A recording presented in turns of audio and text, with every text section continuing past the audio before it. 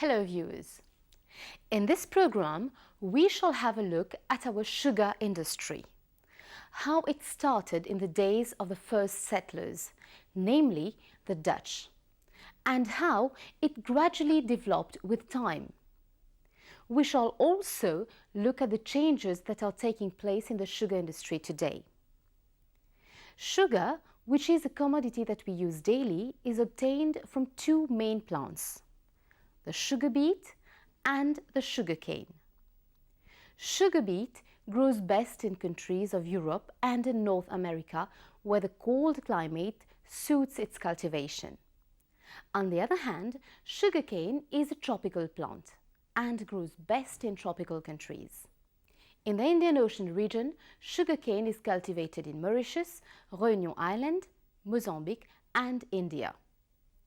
You will surely recall that it was the Dutch governor Adrien van der Stel who introduced sugarcane to our island.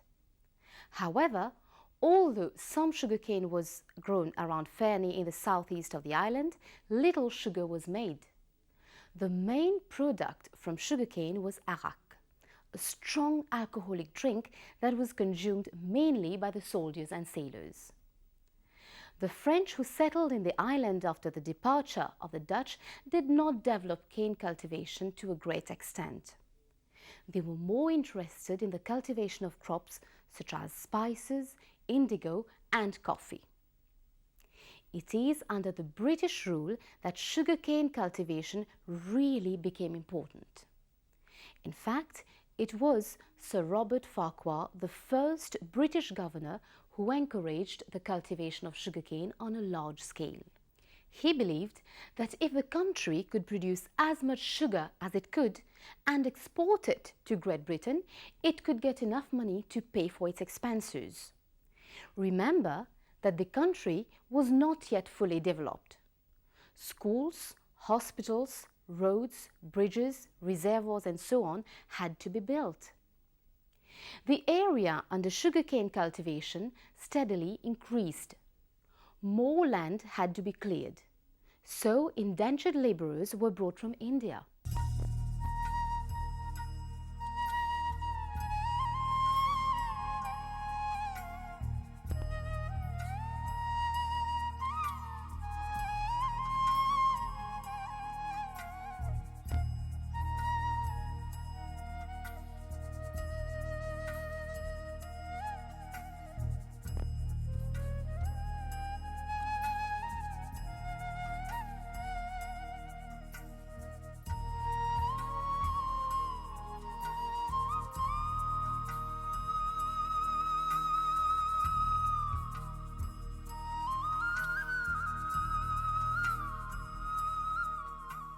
It is interesting to know that in those days, sugarcane was cultivated on large areas of land called plantations or estates belonging to the French landowners. Each plantation had its own sugar mill, which was run by water power, and also a workers' camp. Later, steam power was used to run the mills. More sugar could thus be produced. With time, the estate owners realized that they could reduce their cost of producing sugar by grouping their estates. Accordingly, they had to close down a number of small mills and operate only one big mill in each group of estates thus formed. That was the beginning of the process of centralization, which is still continuing today. Can you think of a few sugar estates that have recently centralized? You will surely think of Belle-Ombre, Britannia, Rosebel and Saint-Félix.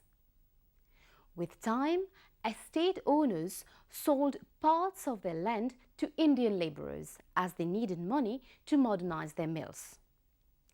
This is how the Indian labourers became landowners and small planters of sugarcane. Today, sugarcane is grown in three main ways: on estates, in small holdings by the small planters, and by planters called métayers, who lease sugarcane land from the estates. During the British rule and up to our independence, the sugar industry has been the main source of revenue for the island. There were several factors which helped to explain the rapid growth of the sugar industry during the British period. The arrival of the indentured labourers who replaced the slaves on the plantations after the abolition of slavery. As more labourers came from India, more land was cleared and put under sugarcane cultivation. The introduction of steam-powered mills to replace water-powered mills helped to increase sugar production. Ox carts were at first used to transport cane. The setting up of railways facilitated the transport of cane, sugar, and workers. Later, lorries and the construction of roads made transport of cane much easier. Better varieties of cane were developed, and natural fertilizers were used to increase the yield of sugarcane.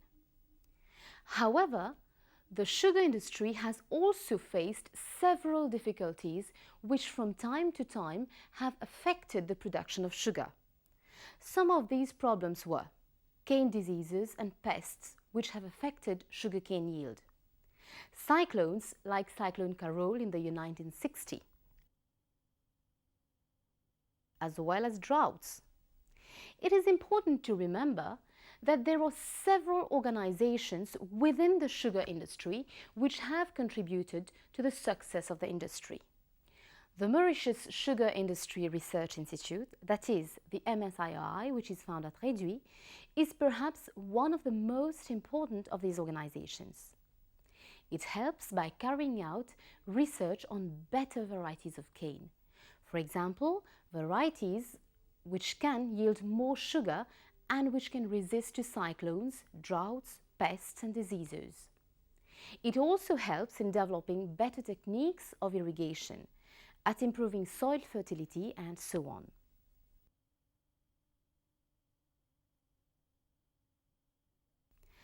The Sugar Insurance Fund Board, that is the SIFB, is like an insurance company which insures cane planters against loss in their production due to cyclones and droughts. The Mauritius Sugar Syndicate, that is the MSS, is the organization which is responsible for the export of our sugar. Most of our sugar is exported to the European Union. The Sugar Planters Mechanical Pool Corporation, that is the SPMPC, is a company which helps small planters in the preparation of the land by providing mechanical facilities for ploughing and derocking the land. The Sugar Industry Labour Welfare Fund, that is the SILWF, is an organization which, as its name suggests, cares for the welfare of workers of the sugar industry. You certainly know about the social welfare centers found in various parts of the country and the recreational facilities provided there. You must certainly have heard of scholarships awarded by this organization to children of workers of the sugar industry. The Farmers Service Corporation, that is the FSC, has a number of farmers' service centers throughout the island from where sugarcane planters can get valuable advice about cane varieties, types of fertilizers to use, the use of pesticides and herbicides, and so on. The Bulk Sugar Terminal Corporation, that is the BSTC, has a very important role to play in the storage and bulk handling of sugar for export. It is worthwhile to remember that before the construction of the bulk sugar terminal at Mer Rouge, sugar was transported from sugar mills to the harbour in bags by lorries. These sugar bags had to be loaded onto the ships by workers called stevedores. As it has been said earlier, the sugar industry was once our country's main source of revenue or export earnings, as sugar was our main export. It is no longer the case today, because the country has rapidly industrialized since its independence. It is also important to remember that Mauritius got a preferential and guaranteed price from the export of sugar in the past and up to recently. However, this is no longer the case now. Presently, Mauritius earns an average of 5 billion rupees annually from the export of sugar. In the years to come, it will be able to earn only about 3 billion rupees. This represents a decrease of about 30% in its earning from sugar exports. All this is due to the fact that we shall be selling our sugar at a lower price than we did before. The country, therefore, has to find other ways of compensating this loss in revenue. You must surely have learned that the government has already prepared a plan to achieve this. To reduce the costs of production of sugar, centralization will continue. That is, more mills will have to close down. Ultimately, there will be only 4 sugar mills, one in each of the 4 cane-growing regions of the island. Medine in the west, Fuel in the east, Savannah in the south, and Bellevue in the north. More workers in the sugar industry, namely laborers and factory workers, will be called upon to retire from work against a compensation. A plan that is called Voluntary Retirement Scheme, or VRS, which you must have surely heard about. At the same time, activities like cane cutting and loading will have to be mechanized.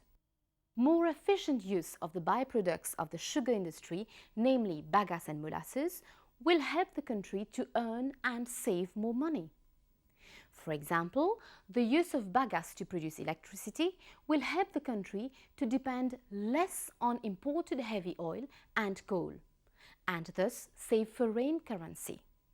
The production of ethanol from molasses will help the country to earn more through export. In this lesson, we have learned that sugarcane was introduced to Mauritius by the Dutch. The sugar industry developed most during the British period. Several factors contributed to the growth of the sugar industry. Cyclones, droughts, pests and diseases have often adversely affected the sugar industry. Various organizations like the MSIRI, the SIFB and the FSC have helped in the development of the sugar industry. Today, the sugar industry is again facing difficulties because of the decrease in our earnings from sugar exports. For the survival of our sugar industry, the government is encouraging a more efficient use of the byproducts of sugarcane, namely molasses and bagasse. We have come to the end of our program. Thank you for your attention. It's goodbye from us.